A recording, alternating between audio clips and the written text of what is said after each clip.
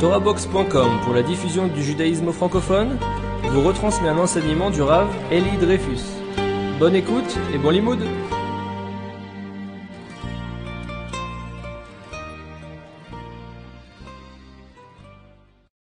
On va ensemble essayer de voir un peu ce que c'est Nida, donc ce que c'est la vie d'un couple juif. Alors il va sans dire que on parle beaucoup de Shlom Bayit, d'arriver à une osmose, à une communication parfaite dans le couple.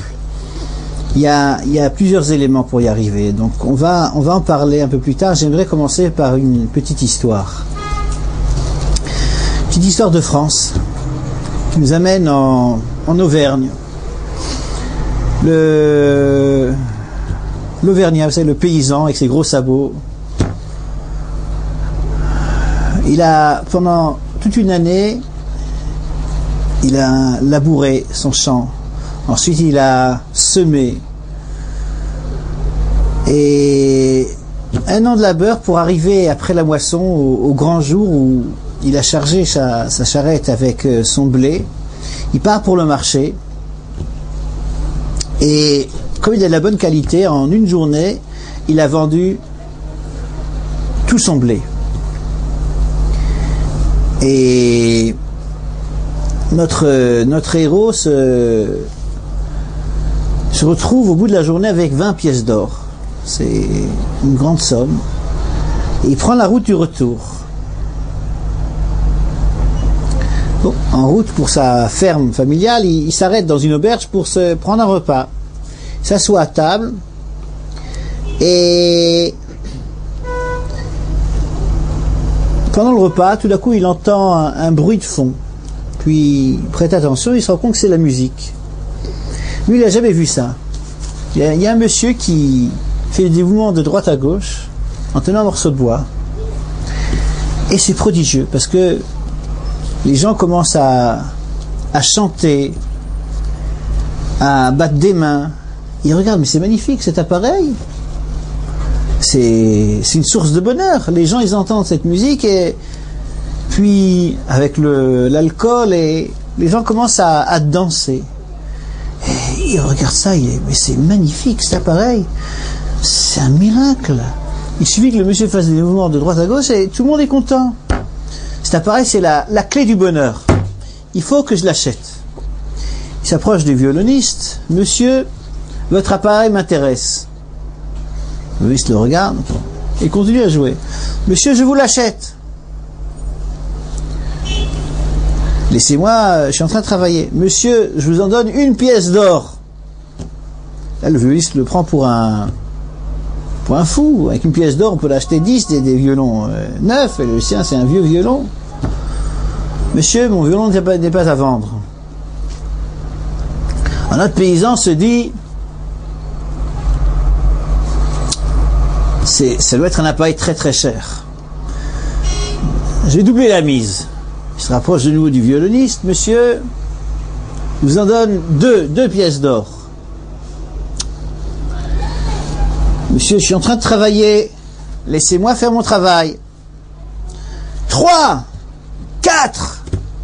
Et lui, il se dit, mais Jean, arrêtez, je vais me fâcher, vous me dérangez dans mon travail. 5, 6. Je vais me fâcher, monsieur. Bon. Le paysan retourne à sa table et c'est la clé du bonheur. Il faut cette clé. Alors, il retourne chez le paysan et dit, écoutez, je vous donne un dernier prix, mais je vous demande de ne pas pousser les enchères plus loin parce que c'est à prendre ou à laisser. C'est tout ce que j'ai. Je vous donne 20 pièces d'or. Là, le violoniste commence à comprendre que le paysan, il est sérieux et il décide de saisir l'occasion et donc il prend les 20 pièces d'or, il lui tend le violon, il se serre la main, tout le monde est heureux, moi pour l'instant. Bon. Notre paysan prend la route de sa ferme familiale, il arrive à la maison, Bobonne, salut, tu sais, c'est magnifique, j'ai trouvé la clé du bonheur. Alors elle le regarde et elle connaît son mari et se dit, qu'est-ce qu'il est en train de me fabriquer? Tu vas voir, c'est magnifique, il n'y aura plus de dispute, ça va être le bonheur assuré. Bon. Le paysan prend le violon, le fixe sur le mur de la ferme. Et je ne sais pas si vous voyez la scène, il y a le paysan, madame et le violon sur le mur. Et bien entendu, rien ne se passe. Parce que rien ne peut se passer parce qu'un violon tout seul sur un mur, il n'y a pas beaucoup de chances que ça marche tout seul. Et le paysan attend, elle aussi attend. Ça marche pas.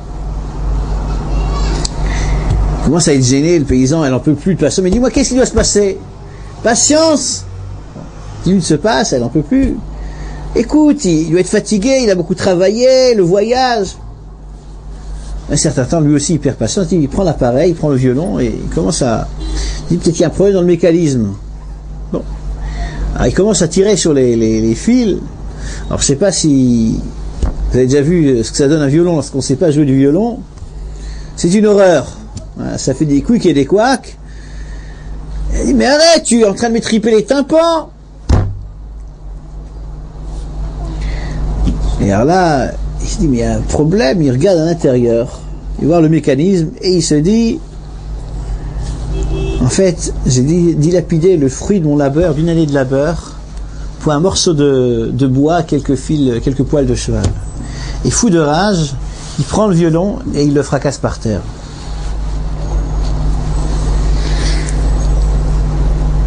Ouais, Rabotai, le mariage, c'est un peu ça aussi. Trop souvent. Un garçon rencontre une fille rencontre un garçon, et on décide de se marier. Pourquoi est-ce qu'on décide de se marier? Parce que le garçon, il est persuadé d'avoir trouvé la clé du bonheur. Elle aussi, elle est sûre de... Alors, lorsqu'on a trouvé la clé du bonheur, on est prêt à faire beaucoup de choses. Très souvent, on est prêt à déménager, changer parfois de profession, parce que pour la clé du bonheur, on est prêt à faire des sacrifices. Trop souvent, on se fâche avec ses parents, parce que les parents ne sont pas toujours persuadés que c'est vraiment la clé du bonheur. Mais le jeune couple, il est sûr d'avoir le bonheur garanti. Alors, ce qui se passe, c'est que... Bon, je ne parle pas des sommes folles qu'on investit pour une soirée, la nuit de noces, des sommes folles, faramineuses, mais si on a la clé du bonheur,